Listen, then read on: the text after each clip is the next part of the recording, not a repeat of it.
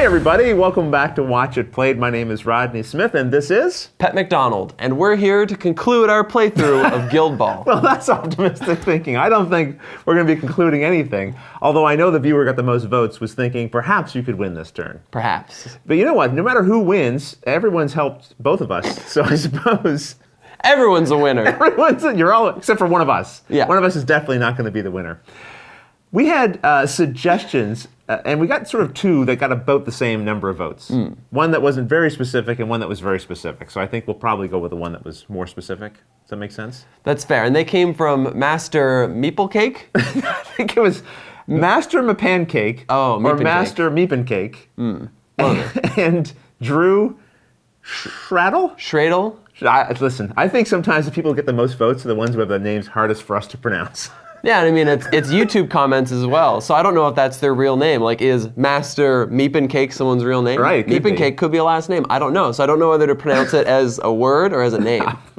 Either way, we're sorry for butchering your names, but we're going to go to the table now and see what you want us to do. So Drew Schradle's suggestion is for me to activate Tapper and hit Brick, hoping to get the double Guild Ball result. And that shouldn't be too difficult to do because I'm already rolling 6 dice. Plus, I'm getting a ganging up bonus from having Steve nearby. And Brick is knocked down, but his defense can't go any lower, so you get an extra die for that. That's what, 8 dice? I'm rolling 8 dice. And Brick's defense is 2 or higher, so I need to see lots of 1s.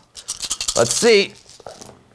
All right, we group these together here. There are a couple of 1s, and he has an armor of 2, so these 2 can go, leaving you with 4 net hits. And guess what that means? I have no idea. I got enough for my double Guild Ball. Which is exactly what Drew wanted. Now that's going to activate Tapper's commanding aura. So that means any friendly model within 4 inches of Tapper is gaining +1 tack and +1 damage on every playbook result. Whew. And just in case you're wondering, that covers all of these models surrounding Tapper here. Now that attack did cost 1 influence. Right, I'll spend that for you. You can go ahead and spend another influence because I'm going to attack again. I thought you might. Who's your target this time? Well, Drew had suggested that I start attacking Honor, but Honor's got no damage on her, and Brick's already pretty heavily damaged. 9 more damage would take him out. And he has the most influence, which means you won't be able to hit me back with Brick afterwards, and he's a heavy hitter. Yeah, I think the spirit of what Drew is trying to do is get you to take out some of my players, so I think if Brick is the easier one to take out, that's probably the smart thing for you to do, as much as I don't want you to do that. Hopefully Drew will agree, especially since I'm getting the extra die from the commanding aura, so I think I'm really going to be plowing that damage in. I think as long as you roll well, he'll be fine. So let's see what you get on this roll. All right, here goes. Well, you did get some 1s, so we'll remove these. And then 2 armor again. So 2 more of these will go. That means 4 total hits, giving me the choice of doing 3 damage and gaining a momentum, which I'm definitely doing. And that damage is getting a boost, right, from the commanding aura? It is, but unfortunately Brick has tough hide, which just reduces it back down. All right, so I'm going to mark off 3 more damage on Brick. All right, I'll just be attacking Brick once more. Well, this should be pretty quick. Go ahead and roll those dice. 3 1s again. Okay, well, we'll remove those, along with 2 for my armor. Same result, 3 damage. I'll mark another 3 on Brick. And I'll gain another momentum. A momentous turn. Well, I think I know what's coming next. Another attack, right? This should be the final one on Brick. And just to make sure, I'm going to take another one of Drew's suggestions and activate bonus time. Which will give you another die. That's like 1,000,000 dice I'm rolling. And we'll remove one of your many momentum points you've gained. All 1s, all 1s. Come on, lots of 1s. All right, well, off screen, you did roll 2 1s, so I'll remove them. You have a cock die here to re-roll. Hopefully another, yep, it was a 1, so that can be removed. And then 2 more go because of the armor, leaving you with 5 net hits. And I could use that to push you back, but I think you're better dead than pushed over, so 3 more damage. Which is just enough to finish off Brick. So he'll actually be removed from the field, and as you pointed out, Pep, that's going to remove 3 influence that I had assigned to him. And this knockdown condition because that's the least of his worries now. And then my favorite part of taking someone out of the game. Yeah, Pep's going from 4 to 6 points, which puts you in the lead. And that's not all. Not only do I get a momentum point from having a momentous result in my playbook, I also get a momentum point for knocking somebody out. And that's not even it either because you still have another influence on Tapper, so you're not even done yet. What do you want to do now? Not even close to done. I hope you're close to done. It's time that I switch back to Drew's suggestion, I think. Attacking Honor? That's right, and I'm going to activate bonus time as well because I just got to lay in that damage. All right, let's quickly run you through how this is going to work though, since the numbers have changed a little bit. Again, Tapper has attack of 6, and she's also being ganged up on by Steve. So that's one more die. Bonus time is giving another die, and the commanding aura is continuing to raise his attack by 1. She normally has a defense of 3+, but she's knocked down, so that's reduced to 2+. And she has 2 armor, just like Brick, right? That's correct. I don't know why I keep going for the toughest members of your team. Well, when you have that many dice, it's not so hard. Let's find out. Oh! Well, you can't see this, but the top 3 were all 6s. No misses this time. The armor is removing 2 of these, leaving you with 7 net hits. So you get to pick something from the first 5 columns and then wrap around and pick something from the first 2 columns. This is great because unlike Brick, she doesn't have any damage reduction. So I'm going to be choosing the 3 damage and the 2 damage, and both of them are boosted by 1. So that's a total of 7. Wow, that was a huge hit. Now admittedly, if I rolled like that for all of my attacks, which I clearly wasn't going to, I could have taken her out instead of Brick. Yeah, very possibly. And one of those results gave you another momentum point as well. And I'm going to spend that right away to activate Tapper's heroic play. This is called Old Jake's, which allows me to immediately allocate 2 influence between other friendly guild models within 6 inches of him. So who's going to get the benefit of this gift? I'm just going to go with Drew's suggestion and give both to Spigot. And that ends a very effective turn by Tapper. Well, I labored over this one for a little while, trying to figure out what I should do. Honor's definitely in a bad position here, but I think I'm going to try to use her to do a little bit of damage, hopefully before she's taken out as well. So I'll forfeit her movement to stand up. And then she's going to attack Steve. Pep, you've even got me saying Steve. She's going to attack Stave. She has attack of 6 normally, but Tapper is crowding her out, so she'll only be rolling 5 dice. And you'll hit Steve on a roll of 2 or higher. He's got no armor either. Okay, so I'll spend her first influence to do this attack. Okay, 2s or highers. You just cocked everything. I did. And both of these were looking pretty good. I'll re-roll them. All right, so all of them are hits. No armor. Well, I have some interesting choices here, especially since Honor can do lots of different types of repositionings based on what I pick. I think I'll pick from column 3 so that I can do a 1-inch dodge and also push Stave 1 inch. And that gets you momentum too. It does. I'll collect that point right now, and then I'll move Steve to here, while Honor moves to here. In this way, I'm no longer engaged with Stave, so if I attack Tapper, I won't be losing a die because of the crowding out bonus. And now, I'm going to attack Tapper. All right, you got to hit a 3+. Also, I'm going to retaliate. A counterattack? Indeed. Okay, that's going to cost you 1 momentum point. We'll resolve this attack first. Here we go. So 2 of these are misses. I also have an armor of 1. Okay, we'll remove this one. And that leaves me with 3 net hits. And I'm going to use that to activate the second column result, which does 1 damage and allows me to dodge 2 inches. And Tapper has tough hide, so I'll ignore that damage. Oh yes, and this influence was spent during that attack. I assume you're dodging out of my reach? I think I'd better, because if I move to here, then I'm out of your melee range and your counterattack fails. And I also gain a momentum point for that playbook result. I'm out of influence, but before Honor finishes her turn, I'm going to spend 1 of my momentum points in order to perform Take a Breather so she can heal 4 of her damage. And I'm also going to activate her linked character trait. This will allow Harmony to immediately take her activation. Harmony's going to have a pretty simple turn. I'm going to use her normal movement of 6 inches and move her to this position. I was careful to make sure I didn't leave Scum's melee range so that he wouldn't get a parting blow. And now I'm engaged with Spigot. I figure Harmony's about to get taken out anyway, so hopefully I can just gum up what Spigot might be planning to do a bit. And then I'll spend a momentum point to use Take a Breather on Harmony to heal 4 damage from her. Before we get started with Pep's turn, I just want to point out there is a token for Commanding Aura that we should have put around Tapper here, just as a reminder that he's giving a benefit to all friendly models within 4 inches of him. So with that done, Pep, now what do you want to do? It's time to activate Spigot. Well, he's knocked down. Well, I'm going to start off by spending a momentum in order to remove the knockdown condition, just in case I need to move later. Thinking of attacking then? I am. I'm going to try to take out Harmony. And it should be pretty easy, because I normally have attack of 5, Scum's engaged with Harmony, giving me another die, and I get 1 final die from the Commanding Aura. And Harmony has a defense of 5+, so 5s or highers will hit. But no armor, right? That's right, I won't be able to remove any successes. All right, I'm going to be happy as long as I can do 3 damage. Let's see. All right, let's pull these results together and see what we have. These ones here are all misses, leaving you with 3 net hits. All right, I'm going to use the second column, the 2 damage, which is going to get boosted from Commanding Aura, to do 3. That will leave me with 2 life left on Harmony. I feel pretty comfortable here just leaving you for the poison to kill you at the start of the next round. That's right, that will be enough to take her out during the maintenance phase. So what do you think you want to do next? I'm going to go for her sister now. I'm going to perform a jog, but once I get here, Harmony's going to be able to take a parting blow against me. Harmony has a tack of 3. She'll get 2 extra dice because it's a parting blow, and because Spigot is singled out, she gets +2 tack from that for a total of 7 dice I'll be rolling. And because it's a parting blow, Scum doesn't get any sort of a crowding out bonus against you. And because of Spigot's defense, you'll hit on a 3 or higher. All right, let's see some high values.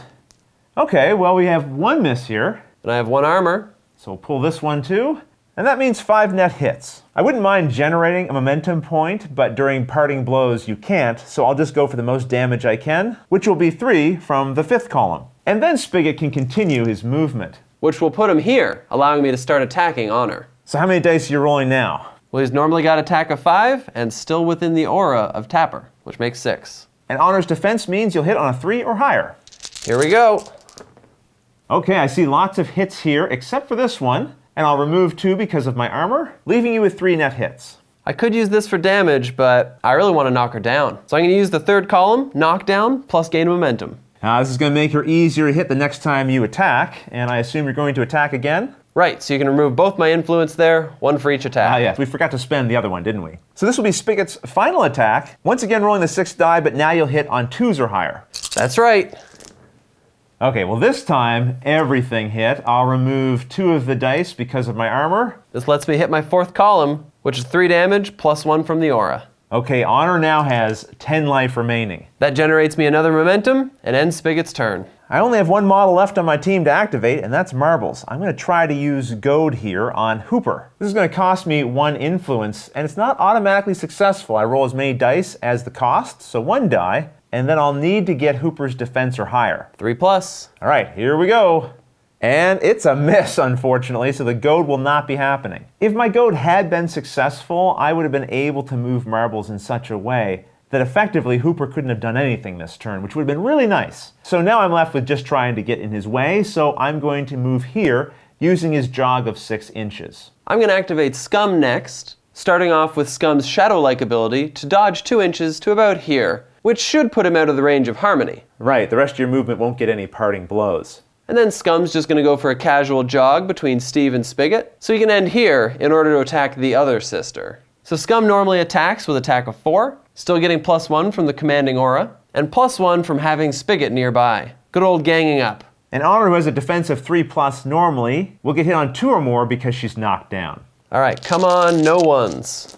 Not a single one. I'll remove 2 because of the armor. This is going to be a wraparound for me. So Scum's going to deal 2 damage off the 2nd row, and then 1 damage off the 1st row. And then both are boosted by the commanding aura. So that's a total of 5 damage, and I generated another momentum. Well, I'd like to be able to say that I have something great I'm going to do in response to this, but all of my figures have activated, so it's back over to your turn again, Pep. Now I'll activate Friday. Now she's just going to take a little jog, and that'll put her here, which is a good place for me to be attacking Honor from. So Friday normally has attack of 4, still getting that boost from commanding aura, and Spigot and Scum are giving her a bit of a gang up bonus. So that's a total of 7. And I might as well spend a momentum point to activate bonus time and bring that total up to 8. Honor's defense again is 2 or higher because she's knocked down. So I'm hoping for some 1s, but man, you're rolling a lot of dice. All right, let's see what I can do. I only see 1 miss here, which is this one, and then we'll remove a couple more because of my armor, leaving you with 5 net hits. That's great for Friday because she only has 3 columns. So you'll get a wrap around here. Indeed, which means I'll get to use my dirty knives and deal some extra damage. So the 2 damage off the 2nd column is going to go up to 3 because of the commanding aura. And I'm going to use the dirty knives on Marbles, who's a bit further into the distance here. Yeah, he's right here. He's going to take 2 damage from this and also become poisoned. Would I be correct in assuming that you're going to attack again? I will. All right, well, we'll spend the influence for that plus for the previous attack. Not using bonus time, so this time I'm only rolling 7 dice. Only 7. All right. Well, the way you've been rolling, I'm sure it'll be fine. Let's see what you get. Pachow! All of them are hits again, so we'll remove these 2 for the armor, leaving you with 5 net hits. Actually, before you resolve that, Pep, I noticed we forgot to put the Dirty Knives token here on Marbles. And now what's Friday going to do? Well, since Marbles already has Dirty Knives applied, I'm just going to do the 2 damage from the 2nd column to finish off Honor. All right, that takes her off the field. And I'm going to use the 2nd column again to do a dodge and gain a momentum, as well as the momentum I'm gaining from taking her out. So Pep, where do you want to move that 1 inch dodge that she's got? I'll just kind of nudge myself slightly this way. Not even the full inch. Not even the full inch. Really, I just did it to gain momentum anyway. And Pep, it's time to give you 2 more points, bringing your total to 8. That's only 2 knockouts away from victory. Yeah, we're getting close to the end of the game now. Last up to activate is Hooper. Now he could go and pick up the ball, but that's not aggressive enough for me. I feel like I need to do some damage. I think violence is the key to your success here if you want to win this game. Now Marbles is right next to me. I could just smash him, but I don't know, I never really liked Marbles as a child. I'm gonna go around him. You're coming after Flint, aren't you? That's right. Now in order to get to Flint, I'm gonna have to spend 1 influence in order to do a sprint. I'm sprinting to Flint. Okay, well here's the thing. Eventually he'll leave Marbles' melee zone and he will get a parting blow. Yeah, that'll happen right about here. Okay, let's see what this ape can manage. Marbles has attack of 3 and will get 2 more dice because it's a parting blow. And you'll hit me on a roll of 3 or more. Okay, here we go, Marbles. Well, there's 2 misses there. And I have an armor of 1. Okay, we'll remove another. That leaves me with 2 net hits, allowing me to pick 1 damage. And I have tough hide to reduce the damage. Thanks for all your help there, Marbles. No problem. And Pep, you'll get to finish your movement, putting you here. I'm assuming we want to spend this 1 influence to attack? I do, but before that, I'm gonna activate Hooper's heroic play. True Grit. This removes all of his conditions, Well, he's got no conditions. but it also gives him +2 tack. Ooh, so with his normal 5, that means you'll be rolling 7 dice. Pep, normally you'd hit me on rolls of 3 or higher because of my defense, but I have the Charmed Male ability. That means Flint gains +1 defense against each attack or character play from figures that are male. That's me. So you'll hit on a 4 or higher. I'm starting to regret my decisions. Well, this is a turn. It looks like... Wait, are all these misses except for this one? That's true. Okay. If only it weren't for that trait. Yeah, Flint really did charm you there, and he has 1 armor, so even this isn't a hit. I survived! And I think that ends your activation. Yep, that's it for me. Several effects are going to be removed from the field now that it's the end phase of the turn. And now it's the initiative phase. Okay, we get to roll off. And not only did you win with your 5 over my 4, but you also had 3 leftover momentum points. Those will be removed at this time, and Pep, you get to decide which one of us is going to go first. It's definitely me. So that means I will gain a momentum point. And now Pep is assigning his influence, like this, to his players on the pitch. I have a couple of conditions to resolve at the start of my maintenance phase. Marbles is poisoned, so he'll take 2 damage. And Harmony, when she takes her poison damage, will be taken out. So we'll remove her from the field. The most important thing for you, Pep, though, is Harmony got taken out, and that means you get 2 more points. 1 more knockout's all I need. Now, each of my friendly models that have the taken out condition can be returned to play, regaining health up to their Icy Sponge level. Models returning to the field must be placed with their base against the edge of the pitch, anywhere up to the deployment zone, and then they can make a jog. I'm going to have all 3 of my taken out models return to the field, and after their jog, they'll end up here. This will allow me to generate their influence to distribute to them and the other players. And hopefully they're far enough away from Pep's other players I don't have to worry about them getting taken out again too soon, because they are certainly returning in a weakened state. Well, now it's my turn to assign influence, and hopefully doing it this way, if I can survive long enough, will give me a chance at some more points. All right, let's pick up where I left off, activating Hooper first. You're attacking Flint, aren't you? Darn right I am. Okay, so we'll spend 1 of these influence. And I got attack of 5, no modifiers. And again, because of my charmed ability, you'll have to roll 4 or higher in order to hit. I think I can do that. Well, you did it with a couple of them. I do have armor though, so I'm going to remove this along with the misses. And you have 1 net hit. Looks like I'm doing 1 damage to you. That leaves Flint with 6 life left. Are we spending another influence, Pep? Attacking again. Okay, so rolling 5 dice again. Let's go. Wow, Pep, what's happened? You know, Hooper spent most of the game not doing anything. I think he's a little rusty. He's not quite warmed up. These are all misses. I guess I better try once more. Okay. I really want to get that knockdown. Let's hope. Okay, well, you've missed with these 2, and armor is removing 1. Still not good enough for a knockdown. Okay. That's going to be 2 damage, though. And that ends his activation. Well, Flint's a little sick and tired of getting picked on. It's time for him to hit back, so I'm going to use 1 of my influence to attack Hooper. He's ready for you. Flint has attack of 4, and I'm getting no bonuses. And you'll hit on 3s or higher. Okay, let's see what I can do.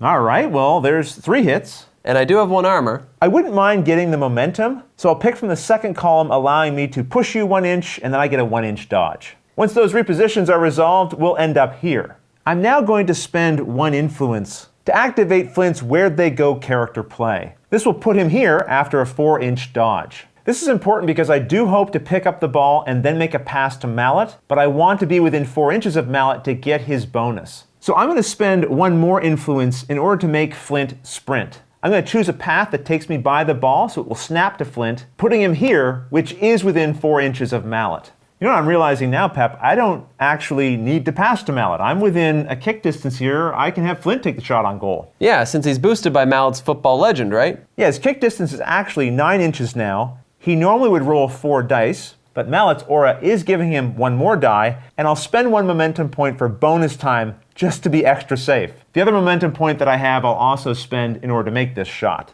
along with this influence. And to succeed, I just need to roll 1 die of 4 or higher. And there it is. Goal! As usual, with a goal, I'm going to gain 1 new momentum point, as well as a new influence to spend during next turn's maintenance phase. I'm not sure we're going to get that. I don't think we are. And more importantly, I'm going to gain 4 points. So the Masons have closed the gap in the scoring between them and the Brewers. First, I need to resolve the goal kick, so I've picked a spot 10 inches away from the goalpost, and let's roll to see how it scatters. Perfect. Let's go the distance. 3 and 3. Well, that means the ball is going to end up here, right up against Spigot's base. Definitely going to snap to him then. And it's my activation now, so I'm just going to activate Spigot, and I'm going to pass the ball to Tapper. Well, it's a good thing you assigned him 1 influence. He has just enough to make that pass. Yeah, and Spigot's kick is normally 3, but the football legend character trait boosts it by 1. So I'm going to be rolling 4 dice. And you're looking for a 4 or higher. I think I can pull this off. Yeah, you sure did. That's a successful pass. The ball will be here with Tapper. And that gives me momentum. Anything else you want to do with your turn? I'm just going to run a little interference. He can move up to 5 inches then. Yeah, but I'm going something a little closer to 5 millimeters. I'm just going to stick him right about there. Okay. I see you've created a nice little wall here. And with that, my activation's over. Back to you. Well, you've created an interesting situation here because I can see what Pep is lining up. He's trying to get a goal, I'm pretty sure, with Tapper. Unfortunately, none of my other figures can get to Tapper to stop him, so I might have to rely on my mascot and get him to use his goad ability. We've checked to make sure I don't trigger any parting blows from Friday or Hooper, so I'm able to move here. I had to get real cozy to Friday too because Tapper's kick distance is so long, I need to pull him away from the goalpost as much as possible. That said, the goad hasn't happened yet. I have to spend 1 influence, and that's how many dice I get to roll, so only 1. Well, that shouldn't be too hard. Oh, again. So the goad is not happening. Well, Pep, that might have sealed the deal. Well, you know what I'm doing. All right, I'm activating Tapper, spending an influence to sprint forward here, and then spending the final influence along with my momentum point to make a shot on goal. Now I just need to roll the dice. I got a kick of 3, no modifiers. And all you want to see is at least 1 result of 4 or higher. Don't roll like Rodney, don't roll like Rodney.